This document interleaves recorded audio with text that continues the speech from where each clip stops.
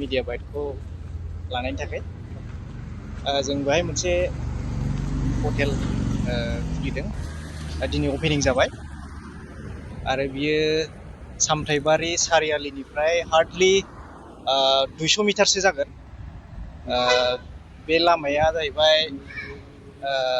सामथाइबारि two Gelephu रड दा आं खावलायदों नोंथांमोना जानायलां टेस्ट खालायलां बे लामाजों बिराद मानसि थांलाय फैलाय खालायो दा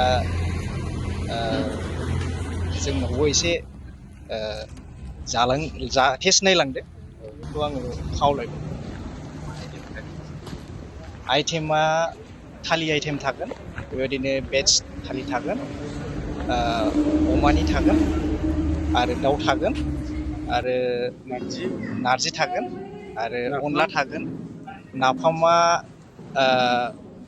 माबा नागालेण्ड बाथोन होनदो नागालेण्ड बाथोन थागोन आखुनि थागोन आरो बिनिफ्राय बेम्बु सुटनि आइटेम थागोन ओमफ्राय बोरमानि आइटेम थागोन बेबायदिनो रेस्टुरेन्टनि आइटेम फोरबो मोनजागोन रेस्टुरेन्टखौ जोङो बर्थमान शेफ मोनथ'यै खारनाव जोङो लासै लासैनो जेब्ला मोनो होमबा जोङो बेखौ इन्ट्रडिउस खालायलांबाय थागोन थागोन निस्सय थागोन जोङो फन नाम्बारखौ जोङो होना होगोन दा बे फन नाम्बाराव कन्टेक्ट खालायबानो जोङो लानो हागोन दा जों गोदान हिसाबै जोङो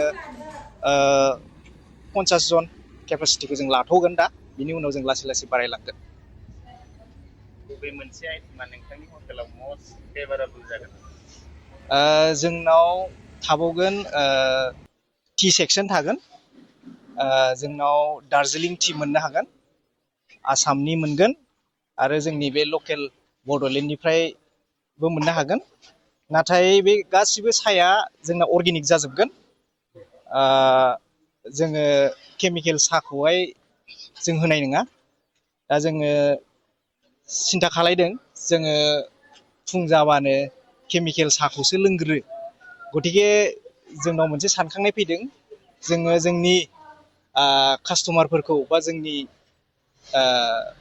लोगोफोरखौ जोङो मोजां साहा लोंहोनो अर्गेनिक मोनसे हेल्थ बेनिफिट जानाय साहाखौ लोंहोनो होननानै जोङो सिन्था धारा खालायदों बिनिखायनो जोङो ट्रायल बेसिसावहाय जोङो बेखौहाय इन्ट्रडिउस खालायदों गतिके नोंथांमोना बे साहाखौहाय टेस्ट नायफैनो हागोन लोंफैनायनो हागोन जे साहाया क्लिनिकेलि प्रुभन साहा जागोन आरो डक्टर प्रिसक्राइब साहा जागोन आरो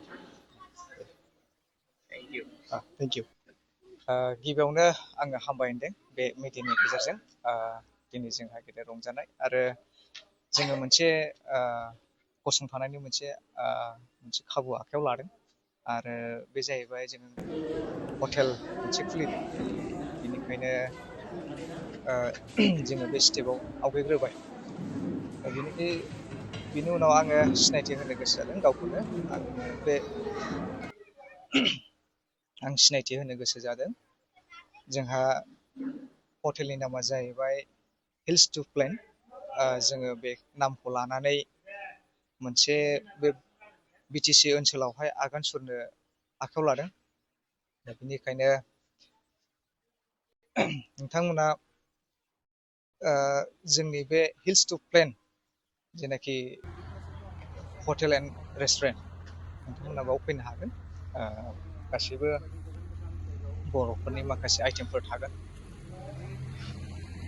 बे माखासे आइटेमखौ मानगोनां बिगोमाया फोरमायलांखाबाय बेनिखायनो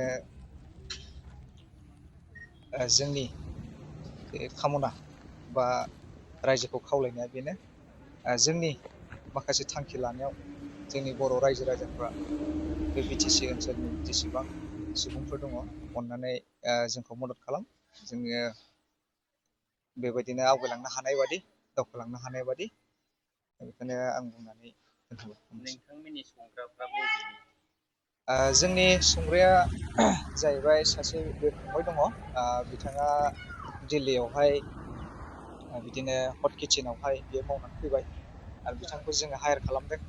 बिथाङा जोंनि किटचेनाव मावगोन आरो माखासे बिथाङा जा रोंगौथि दं बेखौ बिथाङा बेवहाय देखायगोन। रायजोफोरखौ खुसि खालामनो नाजागोन। साबसिननिफ्राय हामसिन मोनसे जाहोनायनि बेब'स्थाखौ लागोन। बेखौनो आसा खालामनानै जों बे फंबाय बिथांखौ लेंहरनानै लानानै फैबाय। जानायनि आइटेमफोरनि दामफ्रा बेसे बेसे जागोन? मेनु हिसाबै जोंनि लकेल एरियायावहाय खम बेसेनावनो जोङो एसे आगान सुरनो नागिरदों। जोङो अमाजों बेनिफ्राय जोंना अमा थागोन। अमाजों जोङो 150 खालामदों। बिनिफ्राय नाजों 150 खालामदों। लकेल दाउ थागोन जोंहा। बे लकेल दाउआ एकदम स्पेसियेल जागोन जोंनियाहाय। बे स्पेसियेल दाउजोंहाय जोंहा 200 थाखा लानाय जागोन। बेनिफ्राय मटन थागोन बोरमा। बे बोरमायाबो 200 थाखा लानाय जागोन। ओमफ्राय बाखि जोंहा भेज दङ। भेजखौ जोङो एसे मेनुआव प्लास खालामदेरनो नागिरदों। बेनिखायनो भेजनि दामखौ जों खोन्थाथ'नो हायाखिसै आरो जोंहा बेवहाय बेनाराव लिरनाय दं प्रिमियाम टेस्ट होननानै। गोबां मानसियानो साननो हागौ प्रिमियाम टेस्ट माने औ मा जागोन बेलाय बेबायदि ना। नाथाय साफ्रोमबो बुजिनां जोंनि मानसिफ्रा प्रिमियाम टेस्ट होननानै बुङोबा जोंहा प्रिमियाम टेस्टआवहाय जोंहा माखासे थालिनि सिस्टेमफोर दङ। बे थालिनि सिस्टेमफ्रा एकदम प्रिमियाम टेस्टआव नोंथाङा मोनजानो हागोन। आरो बेनि गेजेरजों जोंहा प्रिमियाम टेस्टआव फैगोन जोंहा अर्गानिक टि। जे अर्गानिक टि एकदम नन केमिकेल। बेखौहाय नोंथाङा एकदम प्रिमियाम टेस्टआव लोंनो हागोन आरो। बेनिखायनो औ